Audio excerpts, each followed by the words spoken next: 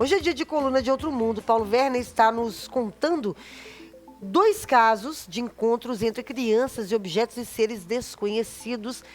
No primeiro bloco, estávamos falando sobre o encontro das crianças, dos adolescentes, numa escola da Austrália, durante o intervalo. Caças e helicópteros foram atrás desses objetos.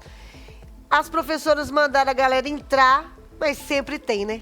Sempre tem a galera que resolve dar uma burlada ali e ir lá conferir o que está acontecendo. E realmente, esse aluno foi até o local e viu uma nave com as mesmas dimensões, né, já subindo, e deixou uma marca no solo. E o interessante disso, Fernanda, que esse contato nessa escola, no total foram mais de 200 alunos, incluindo alunos e professores, né? E esse caso, ele se tornou tão conhecido que até hoje, todo ano, os alunos eles fazem um encontro anual, onde os alunos se reúnem para poder relembrar o caso, né? Então tem a imagem número 3, que eu vou pedir para a Amanda colocar, que é a reportagem que saiu no jornal, né? O Dandenong, lá da Austrália. Foram várias reportagens que saíram sobre esse caso, né? E tem na imagem número 5, que tem uma ex-aluna, num desses encontros, né? Que é a Terry Peck. Eu vou pedir para colocar a imagem número 5 aí, que ela é uma das alunas que todo ano está ali, né? E eles, com um desenho que ela fez na época, né? Do objeto, na hora que eu colocar a imagem você vai ver. Tá vendo? Ali ela segurando um dos desenhos, feitos à época, né? Quando eles eram crianças ainda, porque eles já tinham entre 11 Mas e 13 anos. o desenho dela da nave é bem parecido com o que a gente tem de desenhos de nave de filmes, né? Sim. Também, né? Foram vários desenhos bem similares, né? É lógico que até aquele experimento que eu falei aqui de um ufólogo, de um pesquisador argentino, que ele colocou numa sala 20 pessoas e mostrou um vídeo de um objeto sem avisar. Todo mundo viu o mesmo objeto. Cada e na hora um de desenhou fazer de um preencher, jeito. não teve um relato idêntico. Cada um descreveu o OVNI de uma maneira, mas havia semelhanças, né? Então, o que aconteceu? Aqui na sequência, 4 dias antes desse caso que aconteceu lá na escola Westall, foi fotografado um objeto na Austrália, né, que é a imagem número 6. Olha que interessante.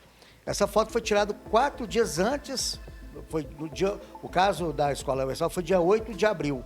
Esse OVNI foi fotografado lá na Austrália 4 dias antes e mostra um objeto praticamente idêntico. Aí tem a foto número 7, né? Que eu fiz um recorte para aproximar o objeto.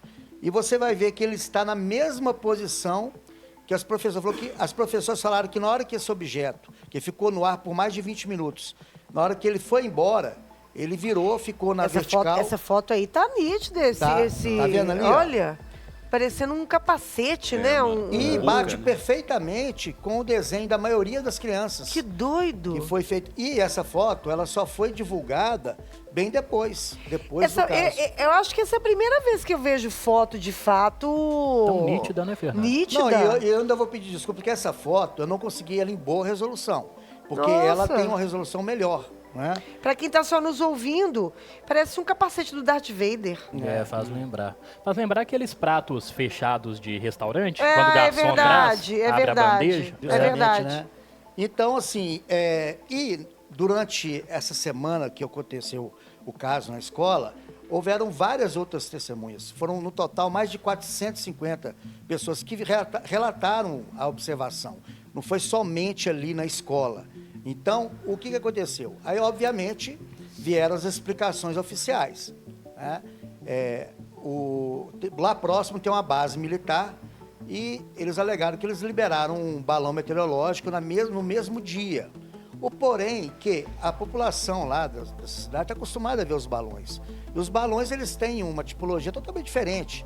Eles são transparentes, né? As pessoas, eles não fazem movimentações bruscas, como foi relatado, né?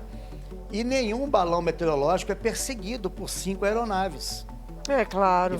Então, aí, Mas aí o mais interessante veio depois, né? Que alguns professores começaram a receber visitas de funcionários do governo australiano pedindo que eles ficassem em silêncio, que eles não relatassem novamente o que viram. E, inclusive, crianças foram chamadas para fazer depoimento.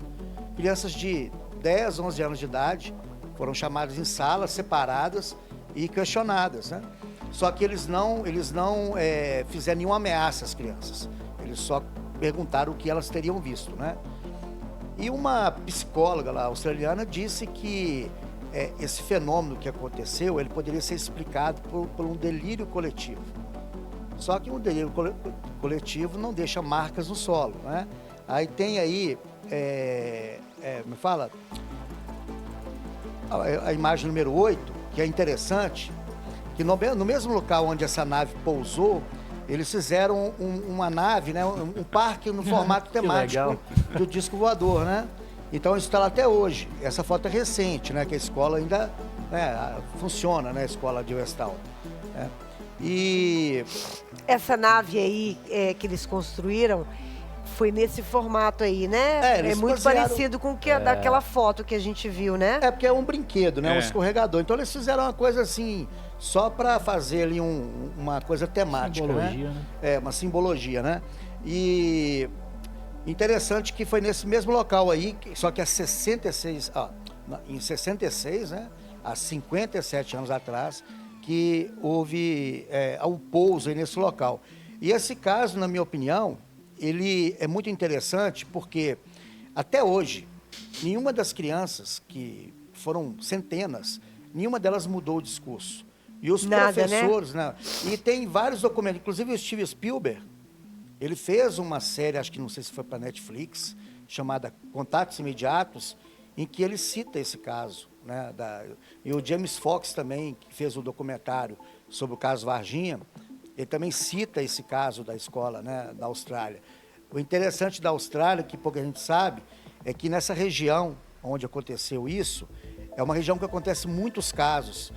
Na própria OVNI Pesquisa, nós já publicamos alguns casos lá da Austrália, casos fantásticos, né, de perseguições, de abduções e tudo mais. Né? Então, assim, esse caso, depois se a pessoa quiser aprofundar mais, no YouTube ela encontra vários documentários sobre a escola Westall, na Austrália, 1966. E tem um outro caso que eu acho também muito interessante, que é pouco divulgado, né, que é o caso que aconteceu lá na... Esse da Austrália foi em 66. 66. Tá. Há 57 anos atrás. E esse agora que você vai falar foi depois ou antes? Foi depois. Lá foi no Reino Unido. Foi no mesmo ano da Operação Prato. Interessante que, lá no Reino Unido, que foi uma avalanche de casos lá no Reino Unido. Foram mais de 450 observações de todo tipo. E que, olha que interessante, foi justamente no ano em que teve aquele monte de casos ocorrendo ali no norte do Brasil, da Operação Prato, né? Então, quer dizer, será que tem alguma conexão? Né? A gente não sabe.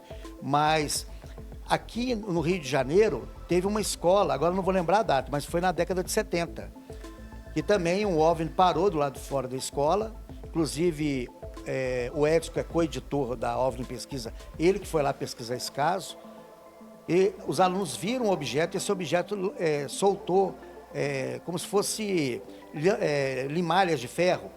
O pátio da escola ficou coberto dessa limalha de ferro. E a professora, né, as professoras, com medo daquilo, pediram para as crianças entrarem na sala de aula. E ninguém teve, né, para poder coletar aquele material. Diz o Edson que teve um aluno, ou acho que uma professora, que conseguiu colocar no vidro uma amostra dessa limalha de ferro, né? Isso acho que foi na década de 70. Depois eu posso até separar isso e trazer, porque foi aqui no Rio de Janeiro. E foi assim, observado por todos os alunos da escola, inclusive os professores. Né? Então, jogando por terra aquela coisa de que esses objetos só aparecem à noite, na área rural. Não, nós temos muitos casos que ocorrem durante o dia. Esse caso que aconteceu lá no Reino Unido foi em 77, em fevereiro, na escola Broad Haven. O que aconteceu? Lá foram menos alunos. Foram 14 alunos que estavam no pátio, né? E apareceu um objeto. Aí eu vou pedir para a Amanda aí colocar a imagem, quer ver? Deixa eu só pegar aqui. A imagem número 9 aí, que é bem interessante dessa escola. Olha que essa foto, inclusive, ela ficou icônica na ufologia, dos alunos segurando os desenhos, né? Inclusive o James Fox usou essa foto na capa lá do documentário, sabe? Tá vendo ali, ó, as crianças segurando os desenhos? Sim. Em primeiro momento, quando eles voltaram para a sala de aula, os professores falaram: vocês não viram nada, vocês estão delirando, né? Porque esse objeto ficou no ar durante um tempo e ele pousou. E as crianças se aproximaram. E de dentro desse objeto saiu um ser, que as crianças falaram que era um astronauta. E aí tem na sequência, né, um desenho feito por um dos alunos que é muito interessante. Depois, quem estiver só nos ouvindo, né, quiser assistir, é só entrar lá na Rede 98. Mas olha para você ver um desenho feito por uma das crianças. E foram vários desenhos, vários. Aí, lógico, eu selecionei só um, de um objeto pousado e um ser do lado de fora, né? E o objeto muito parecido com o objeto lá da Austrália. Inclusive o formato, né? Com uma cúpula, né? E no jornal, na imagem número 11, que é o jornal da época, lá do Reino Unido, destacando essa observação. E nesse mesmo mês, esse mesmo período, como eu disse, aconteceu vários casos lá no Reino Unido, né? Aí a imprensa divulgou bem esse caso. Então, o que eu acho interessante desse caso aí dessa escola lá no Reino Unido é que o objeto, ele ficou por 2 horas pousado. 2 horas pousado. Só que esse local é uma vila que hoje, né, ela tem 1.000 moradores. Ela fica ali, fala resort, né? É uma vila. Então, em 77, devia ter menos ainda. Então, era pouco povoada. E esse objeto pousou e ficou por 2 horas. E ninguém ali tinha uma câmera fotográfica, nada. Só as crianças que viram esse objeto. E aí na imagem número 11 tem aí os recortes de jornais. Ô, Paulo, e nesse caso aí de 77 lá no Reino Unido, teve interferência também dos militares? Os militares quiseram saber das crianças? Não, nesse caso específico, não, porque aconteceu. Logo após esse caso, aconteceram vários outros casos no Reino Unido. Foi uma sequência. Foi como quase que a mesma onda ufológica aconteceu no Pará, com a Operação Prato. Só que lá não teve nenhum caso de ataque. Foram só observação, tanto de naves como de seres também, né? E o interessante desses... Eu gosto muito desses casos que tem um volume maior de testemunhas, mesmo sendo crianças, lá na Austrália. E teve o caso que eu já falei aqui, da escola Ariel, em Zimbábue, na África do Sul. Até que o Dom mostrou, que é muito interessante, né? Que foi a mesma coisa, lá foram 60 crianças que viram, mas foi na hora do intervalo e nenhum adulto viu os objetos, só as crianças que viram, né? Então, esse caso, Ariel, inclusive, teve um artista gráfico que ele fez uma computação gráfica mostrando passo a passo do contato, ficou fenomenal, sabe? Então, são 3 casos, esse que aconteceu na escola Ariel, lá na África do Sul, em 94, então, sequência, 66, 77 e 94. 3 escolas distintas que, se somados, dão mais de 500 alunos. Porque lá na Austrália foram mais de 200 alunos, fora os professores, e foram 2 escolas que viram os objetos, né? Então, sem contar as observações de outras pessoas da cidade.